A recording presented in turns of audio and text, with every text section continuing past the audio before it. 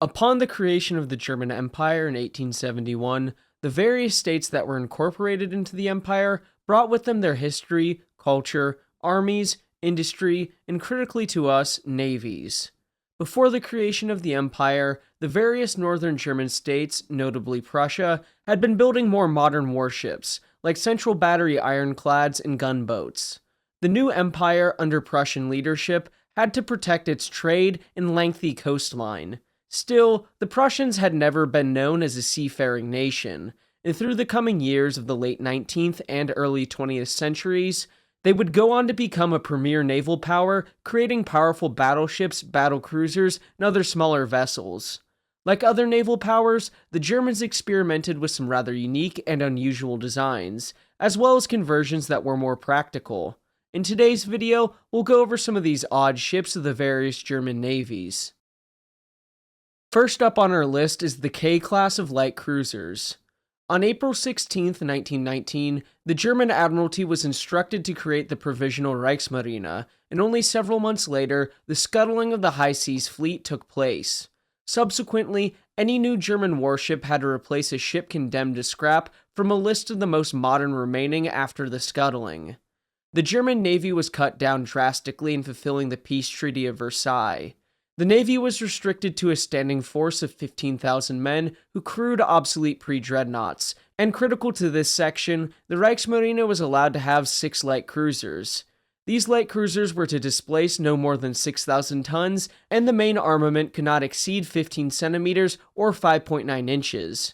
When the existing cruisers of the Gazelle class had been in service for 20 years, they could be replaced by a new vessel. Of these new vessels built, Königsberg, Köln, and Karlsruhe of the K-class were introduced in the late 1920s. Königsberg, the lead ship, entered service in 1929, representing something completely new to the German Navy. Although limited by the Treaty of Versailles, the class was armed with 9 5.9-inch guns and triple turrets, and 4 triple torpedo launchers. The development of light cruisers for the Reichsmarine was pretty much immediate following their creation with the development of the Emden. Based on the plans for the Karlsruhe of the former Köln class from the old Imperial Navy, with provisions to allow for lessons and experiences drawn from the First World War. The Emden came under strict supervision from the Allied Control Commission, who refused to approve the initial 2 designs, resulting in the 8 5.9-inch guns being placed in single gun houses. All of this to say that Emden followed mostly along the lines of old Imperial cruisers, while the K-class, who were designed under Chief Naval Architect Ebrenberg in 1924 and 1925, were a fresh development for the German Navy. Following the proven system of longitudinal bulkheads, correspondingly, the ships were comprehensively subdivided into 16 watertight compartments, the hull being protected by light waterline armor.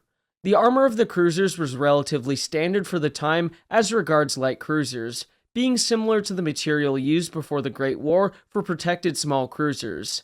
Still, it improved through war experience and new alloys. Cuts in the armor had to be made to keep within the limitations. Where things start to differ is in the arrangement of the weaponry and machinery. Starting with the weaponry, the ships carried 9 15cm, 5.9-inch guns and triple turrets, with the rear turrets offset, B to port and C to starboard, 4 triple torpedo tubes, along with various anti-aircraft guns. B and C turrets were arranged to enable them to traverse to fire much smoother over the ship in a pursuit. It can be seen as a good idea in theory, but in practice, the muzzle blast would damage the ship. These arrangements had never before been seen on any German vessel. While the machinery consisted of 6 oil-fired Schultz-Thornycroft double-ended water tube boilers and 4 boiler rooms, which provided steam for 2 turbines which drove 2 shafts. In addition, the vessels were equipped with a cruising diesel engine with turbines for the diesel. Using their full power, the ships could achieve 32 knots. Their machinery again differed from previous German designs, namely Emden. Their engine rooms were uncomplicated and generally reliable. However, because of the limitations, the machinery took up half the 16 compartments, spreading it over a greater area than normal. Another change in these ships was the beam-to-length ratio. In layman's terms, the measurement of how slim a ship is, which in the K-class was 11 to 12, having a long flat aftership with an inclined stern. This is an important aspect of the ship, which we will discuss in a minute. All this firepower and machinery had to fit onto a vessel that weighed ostensibly 6,000 tons. Because of that, weight-saving measures had to be undertaken. Namely, 85% of the hulls were welded, and light metals were used wherever possible. These efforts to save weight and to keep the ships within treaty limitations resulted in the sides, decks, bulkheads, and frames of these ships being rather thin. Fractures and tears occurred amidships when going through rough seas or when the guns were fired. These problems were not solved by the time the final 2 German light cruisers entered service. I feel that it's worth quoting German light cruisers of World War II, Warships of the Kriegsmarine by Gerhard Koop and Klaus-Peter Schmolke. The 5 latter German light cruisers were children of their time, the result of what designers had found possible to engineer within the limitations of the Washington Agreement, and a vast improvement on Emden except as regards seaworthiness. The great weakness of the K cruisers, Königsberg, Köln, and Karlsruhe, was their light construction. The fault lay not with the designers, but in the restrictions of the Versailles Treaty. They go on to discuss when it comes to the different military requirements of hitting power and ability to take punishment, great range, and endurance at sea, they could not meet all of those requirements. Compromises needed to be made somewhere. Thus, the ships lacked robustness, coming to a head in rough seas where the weakness of the construction was shown. Several times, Köln's superstructure had to be reinforced, where welded seams failed at joints, especially on and around the funnels and the upper deck. These problems were universal in the K class. The lack of robustness, due in part to the weakness of the welding and the large length-to-beam ratio, meant the ships had speed restrictions and bad weather. If the weather was severe, they had to seek shelter as they ran the risk of capsizing. Due to the ships being in weather where that could have been a real possibility, they were confined to the North Sea and Baltic. Eventually, they were allowed to stray beyond home waters, with the ships heading to Spain, but were restricted to fine weather periods. If that's not bad enough, because of the stability issues, their fuel reserves were crucial to keeping them balanced, so much so that the forward and aft fuel bunkers had to be emptied first and that they could not fall below a certain point. It also meant frequent refueling, meaning that in wartime they could not operate beyond coastal waters, making them useless as commerce raiders. When designing ships, naval architects set aside a certain amount of weight as an allowance known as the Admiralty Reserve, to save weight for additions and changes. With the K-class cruisers, though, the architects pretty much had built up to the 6,000-ton displacement limit, making it difficult to leave room for new weapons, new fire control systems, and aircraft catapults. When these were added, it increased the top weight of the ships and contributed heavily to their stability issues, and this is why they were forced to remove their aircraft catapults. As for the particulars of Königsberg, since she and her sisters were so similar, she was laid down on April 12, 1926, launched on February 26, 1927, and commissioned on April 17, 1929. Having a design displacement of 6,000 tons, she came out around 300 tons over the limit, wherein she operated at close to 7,700 tons. Her machinery consisted of 6 oil-fired double-ended water tube boilers, giving steam to 2 geared turbines, powering 2 screws, giving her a maximum output of around 68,200 shaft horsepower and a top speed of 32.1 knots, while the cruising diesel powered the cruising geared turbines, giving her a 10-knot cruising speed. As for her weaponry, she carried 9 15cm, 5.9-inch guns and 3 triple turrets, 1 forward and 2 aft, with B turret superfiring over C. As for the anti-aircraft guns, she was initially equipped with multiple 88mm guns, being further augmented by more 88mm guns, along with 37mm and 20mm guns in various mountings, not to mention the 4 triple torpedo tubes. As regards armor, she had an armored deck varying between 20 and 40mm, or 0.8 inches and 1.6 inches, a main belt of between 50 and 70mm, or 1.6 inches and 2.8 inches, while the citadel area had a thickness of 70mm, or 2.8 inches at the thickest point. Each turret had a face thickness between 20 and 30mm, or 0.8 inches and 1.2 inches, with the barbettes being given 30mm or 1.2 inches, and the command tower varied between 30 and 100mm, or 1.2 inches and 3.9 inches. It should be noted that Karlsruhe was the only one given a major refit due to the war and saw some changes that made her better suited for operations than the other ships. For the three ships, they had somewhat similar careers, with the most notable event during the interwar period being the time Karlsruhe was almost sunk in the Pacific while crossing it in March 1935, as she was rolling and yawing fiercely, pounding and groaning at the seams, seeming like she was going to burst apart in a storm. Eventually, one of the longitudinal frames buckled. Others followed on March 19th. On the boat deck, a fissure stretched from one side of the hull to the other. Testing the ship's strength and their faith, the crew went west, heading for safety in the Aleutian Islands. The storm finally subsided on the 21st, and on the 23rd, they made it to Dutch Harbor, spending the next 5 days patching up with shipboard tools and then heading to San Diego, where with the help of the US Naval Base, they patched up the ship as best they could, creating quite the patch job with I-beams, arriving back in Germany on June 19, 1935. As for their wartime service, both Königsberg and Karlsruhe were sunk while participating in Operation Weserübung, Königsberg by bombs and Karlsruhe by a torpedo from a submarine. Köln, on the other hand, survived until the end of the war, being sunk in Wilhelmshaven and scrapped following the war. Since she was sunk on an even keel, with a little bit of effort, both B and C turrets were able to fire on advancing Allied troops, something I cover in my second video on the death of the Kriegsmarine series. I think it's worth repeating this quote in regards to the K-Class. The 5 latter German light cruisers were children of their time, the result of what designers had found possible to engineer within the limitations of the Washington Agreement, and a vast improvement on Emden except as regards seaworthiness. The great weakness of the K-cruisers, Königsberg, Köln, and Karlsruhe, was their light construction. The fault lay not with the designers, but in the restrictions of the Versailles Treaty. Were they bad ships? I think the story of Königsberg and the K-class cruisers as a whole exemplifies the phrase, "play the hand you were dealt." They certainly had their faults, and their design was limited by the terms of the treaty. Nevertheless, in combat, Königsberg and Köln proved to be capable of taking a beating and somewhat surviving. Heck, even Karlsruhe had a chance after taking the torpedo hit. All of that to say, when looking at these ships, you should take them with a grain of salt. The next ships we will discuss is SMS Schleswig-Holstein, and later on, we'll touch on SMS Schlesien, not necessarily because of their design, but because of their service. This Linienschiff, or battleship, was certainly from a different era, being part of the 1905 building program of the Imperial German Navy. Schleswig-Holstein saw service throughout the Great War, and even participated in several actions, including the Battle of Jutland. Following the war, she was one of the outdated Pre-dreadnoughts that the new Kriegsmarine was allowed to keep according to the Treaty of Versailles.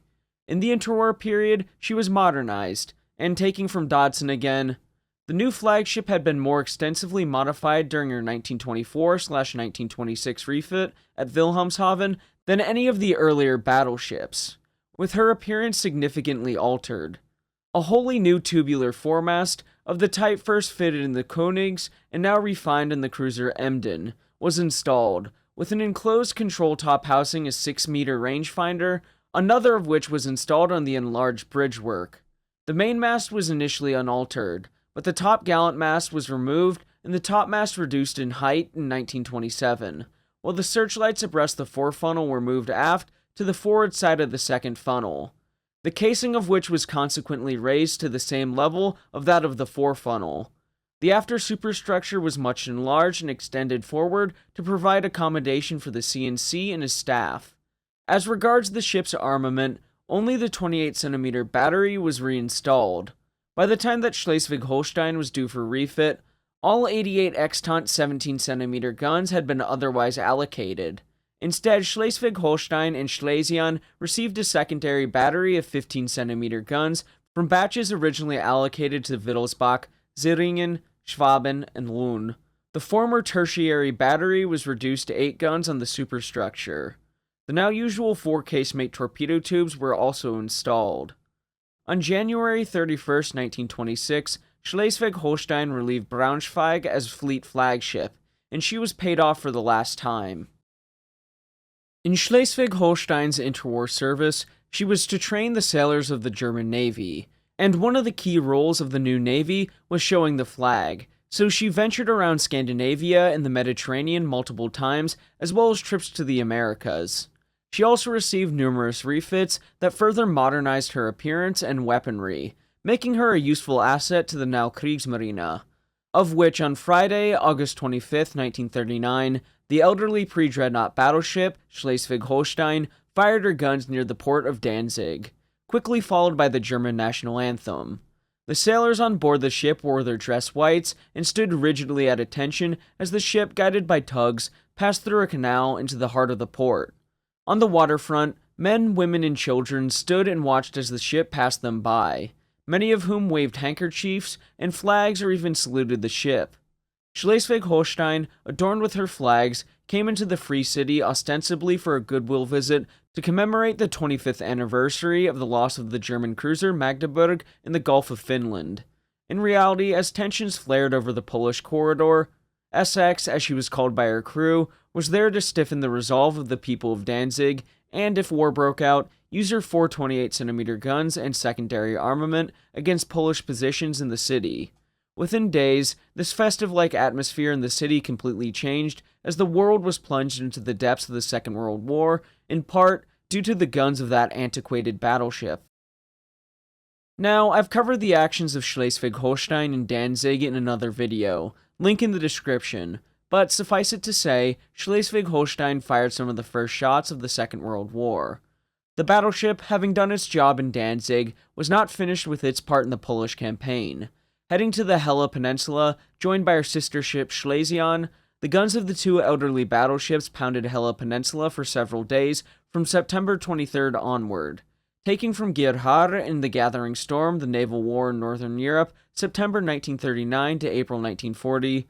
Smoke and dust from the exploding shells gave the impression of brutal efficiency, but results were rather limited. Quite to the contrary, Schleswig-Holstein was damaged by return fire from the coastal batteries, after which the battleships withdrew, continuing the shelling from some 9 miles distance, reducing the effect further. The Stukas were sent to finish the job, the battleships going on to assist in the invasion of Denmark later in 1940 and returned to training duty following the successful invasion. Later on, she went to see some other bombardment missions and carry out training cruises for the majority of her wartime service. But the old battleship was taken into the Deutsche Werke dock at Gottenhofen, or today Gdynia, for conversion work into a convoy escort ship. With the removal of her existing secondary battery and anti-aircraft guns, she was to carry at least 6 10.5cm guns, 10 4cm Bofors, 4 3.7cm guns, and as many as 22cm guns. New fire control systems and rangefinders were going to be fit to the ship as well. Not only that, her machinery was going to get a refit, new pumps and new degaussing equipment as well. But the refit did not happen, and the armament changes most likely didn't occur, as on December 18, 1944, while the ship was still in dock, she was heavily damaged during a raid by the RAF, with one bomb exploding in the port engine room, another one amidships, and a third passing through without exploding. On March 21, 1945, as the Soviets approached the city, her crew scuttled the damaged ship in shallow water. This is where things start to get interesting, as for many years, and to my confusion, it was believed that the ship was scrapped in place. However, in the early 1990s, researchers found that the Soviets had towed her back to Tallinn in the spring of 1946. It was reported that the Soviets were going to use her as a training ship, target ship, or some other use. She was sunk in the Gulf of Finland, and whether she was given an official name isn't clear, although some sources claim she was given the name Borodino, this rather prestigious name being unlikely. To gain some more clarity on this situation, let's look at Spoils of War, The Fate of Enemy Fleets After Two World Wars by Aidan Dodson and Serena Kant, where they write, in addition to these two ships, the Italian Giulio Cesare and the Finnish Viborg, the USSR was in possession of several other capital ships, all of which were placed in Category C and were thus due for destruction by August 15, 1946. This was not achieved until October of the following year, when the destruction of these vessels was certified. In the interim, the Soviet authorities had indeed toyed with the idea of retaining and repairing some vessels, with Schleswig-Holstein added to the Navy list in March 1946 and Graf Zeppelin in September 1945 as a potential trial ship for future Soviet-built aircraft carriers. However, their poor condition, leaving aside the international obligations, made this untenable, and all ships in question were directed in March 1947 to be destroyed. They go on to report that Schleswig-Holstein was beached in shallow water off the Estonian coast at the mouth of the Gulf of Finland for long-term use as a target on June 26, of which I believe you can still find some photos of the ship in the area. It's worth a Google. Next, SMS Schlesien. Now, I won't go into too much detail about her interwar service, just know she was the last of the battleships to recommission, and like her sisters, was modernized in terms of equipment, appearance, and machinery. I will also detail a little bit more of what Schleswig-Holstein, because their service is very similar. Where to get into her service in the Second World War, we'll take a look at Dodson again. Both Schleswig-Holstein and Schlesien undertook operations in support of the occupation of Poland before reverting to their training roles in November. Early war modifications included the addition of twin 37mm AA mountings on Schlesien's forecastle and after turret. January to March 1940 saw them undertaking ice-breaking duties, while in April they were used operationally once again during the Danish part of Operation Weserübung, the other part being the invasion of Norway. With the completion of these operations, the two ships returned to the Baltic, both being laid up in care and maintenance at Gottenhofen, Gdynia in August. By then, their secondary batteries had been landed for installation in auxiliary cruisers that were being fitted out. At that same time, Schleswig-Holstein also had all of her anti-aircraft guns removed for redeployment ashore in the defenses of Hamburg, although Schlesien only lost her 37mm guns. Schlesien, along with her sister, was reactivated for icebreaking duties in January 1941, and then brought back into full commission in May as part of preparations for Operation Barbarossa. In this, Schlesien and Schleswig-Holstein were deployed as floating batteries off the Danish coast to guard against any breakout of the Red Fleet in response to the German attack. This was a short-lived return to service as Schlesien was laid up in October. Winter once again brought out the elderly battleships back for icebreaking duties, and because of those icebreaking duties, she wasn't part of the spring 1943 order for the deactivation of all heavy ships in the aftermath of the Battle of the Barents Sea. In the spring of 1943, she received more guns as she was used in training duties once again. During this period, she was mostly stationary, although with some cruises. At the end of the year, with the sinking of the Scharnhorst, the reactivation of the Schleswig-Holstein was contemplated instead of the Schlesien, and it was decided that Schlesien was not as practical because Schleswig-Holstein retained some of her coal-firing boilers, due to the worsening oil situation. The oil situation wasn't the only thing worsening, as Dodson writes. However, both ships' careers as training ships would soon be overtaken by Germany's deteriorating military situation. The need to protect convoys in the Baltic from air attack led to both Schlesien and Schleswig-Holstein being taken in hand towards the end of 1944 for a major enhancement of their anti-aircraft batteries, as well as a general modernization of equipment, including new generators, to serve as convoy escort ships. As refitted, Schlesien emerged at the end of 1944 with her four old 8.8cm guns on the after superstructure replaced by 10.5cm weapons, with an additional pair abreast the bridge, and the light anti-aircraft battery increased, including 40mm guns and 20mm guns. The single 40mm mountings were located on the roofs of the main turrets and at the extreme stern. There was a pair on the military section of the mainmast and a further pair abreast the bridge. Quadruple 20mm mountings were installed abreast the second funnel, with twins at the bow, and either side of the forecastle and quarter-deck.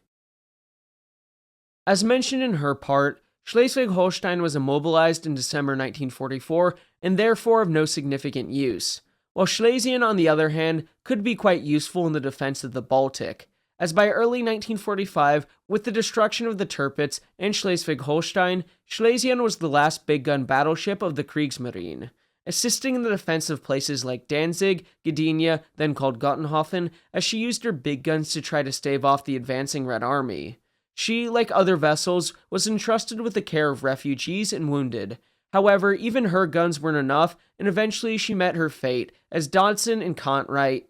Thus, as the war entered its last weeks, the only vessel above destroyer size still operational was the ancient battleship Schlesien, which continued bombardments off of what was left of Germany's Baltic coast. But even the old ship's days were numbered. On May 3rd, she struck a mine off Peenemünde and grounded while in tow towards Swinemünde by the destroyer Z-39, escorted by Z-38. For a short while, she was used as an anti-aircraft battery, but when the port was evacuated the following day, she was scuttled and settled in shallow water. The wreck of the venerable battleship was gradually broken up after the war, only scantily submerged debris being left after 1957. The last class of ships we'll take a look at is a class of coastal defense ships, the Siegfried Class of the 1880s, and if you've seen my last Weird and Wacky German Ships video, it's a similar time frame to the Vespa class of gunboats we discussed. The Kaiserliche Marine of the 1870s and 1880s was very different from that of the later years. In these early years, the Navy initially looked to defend the coast from amphibious assault from larger navies. In this, they desired to create monitors. These monitors, much like the Royal Navy monitors, derive their origins from the Age of Sail, where naval vessels had a difficult time getting close inshore to assist in the bombardment or defense of an area, necessitating the creation of specialized warships. Coastal defense monitors were what the Navy had in mind. As I mentioned, these monitors were originally intended for the defense of the flat coast of Germany. The Baltic coast could be defended through static defenses due to the terrain. However, the North Sea coast of Germany had several rivers that exited into shallow waters with a lot of shoals and small islands where enemies could anchor safely and prepare to attack. After further deliberation, the Germans came to the conclusion that they did not need large monitors. Small gunboats with a shallow draft could meet the requirements they needed. Being able to fire on the larger enemy warships in assailing Germany and returning to shallow water. It's important to note that the German Admiralty was in its infancy at the time, and the admiral in charge of the Navy was a former cavalry general, Albrecht von Stach, chosen for his administrative qualities. The designers in the German Navy had no experience when it came to the design of such a vessel, causing problems.